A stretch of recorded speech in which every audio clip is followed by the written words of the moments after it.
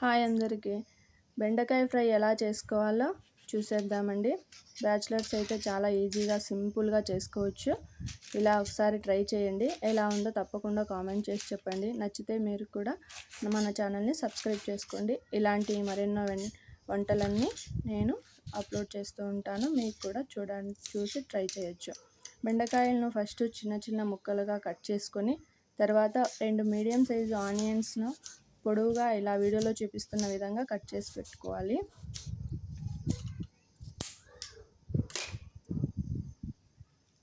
Onions cut చేసుకున్న తర్వాత stove పైన కడాయి పెట్టి అందులో కాస్త ఆయిల్ వేసి ఆయిల్ బాగా హీట్ ఎక్కిన తర్వాత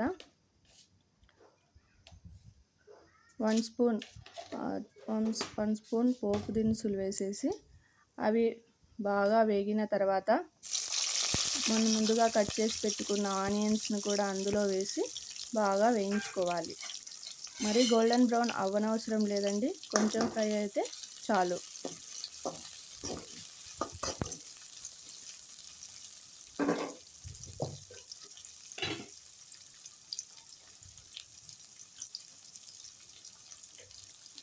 చూసారు కదా, వీడియోలో చూపిస్తున్న విధంగా మధ్యలో ఇలా కలియబెట్టుకుంటూ బాగా ఫ్రై చేసుకోవాలి.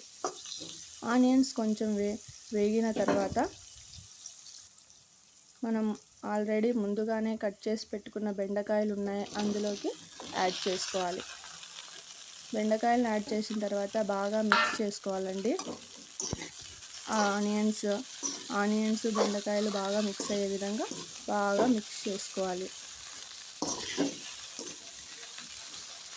ఇలా వీడియోలో చూపిస్తున్న విధంగా బాగా మిక్స్ చేసుకున్న తర్వాత కాసేపు మూత పెట్టి స్టవ్ని మీడియం ఫ్లేమ్లోకి అడ్జస్ట్ చేసుకొని ఒక 10 to 15 మినిట్స్ మీడియం ఫ్లేమ్లోనే బాగా వేయించుకోవాలి.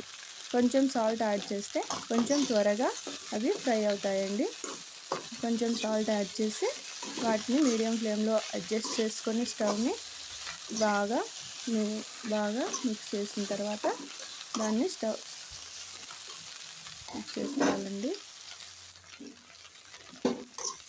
చూసారు కదా, మధ్యలో ఇలా కలియబెట్టుకుంటూ బాగా ఫ్రై చేసుకోవాలి, లేకపోతే అడుగంటేస్తుంది. మధ్యలో కలియబెట్టుకుంటూ బెండకాయలు బాగా ఫ్రై అయ్యే విధంగా వేయించుకోవాలండి.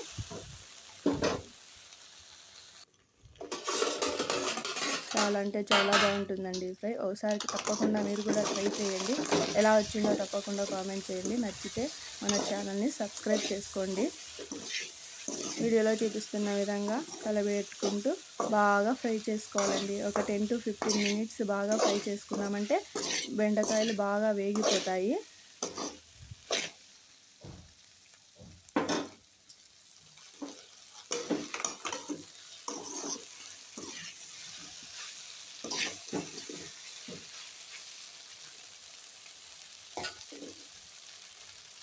బెండకాయలను బాగా వేయించిన తర్వాత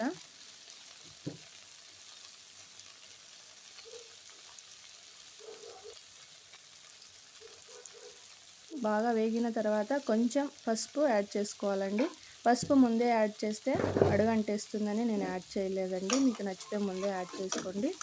పసుపు యాడ్ చేసిన తర్వాత పసుపు మొత్తం బాగా మిక్స్ అయ్యేలాగా మిక్స్ చేసుకోవాలి. మనము బాగా ఇలా వీడియోలో చూపిస్తున్న విధంగా కింద నుంచి పైకి కలిపెట్టాలి.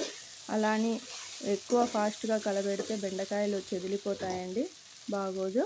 కొంచెం స్మూత్గా మిక్స్ చేసుకోవాలి. నేను ఈ మసాలా పౌడరు ప్రతి ఫ్రైలోకి వేసుకుంటానండి. నేను ముందే ఈ పౌడర్ను ప్రిపేర్ చేసుకొని ఒక డబ్బాలో దాచిపెట్టుకుంటాను. మీకు ఈ పౌడర్ రెసిపీ ఎలా చేశానో కావాలంటే కామెంట్ చేయండి, తప్పకుండా షేర్ చేస్తాను. ఇప్పుడు బెండకాయలు బాగా ఫ్రై అయిపోయాయండి.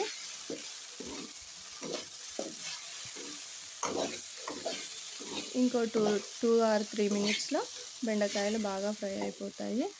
వంటను మీడియం ఫ్లేమ్లోనే పెట్టుకోవాలండి, హై ఫ్లేమ్లో పెట్టుకోకూడదు, ఎందుకంటే ఫ్రై మొత్తం మాడిపోతుంది.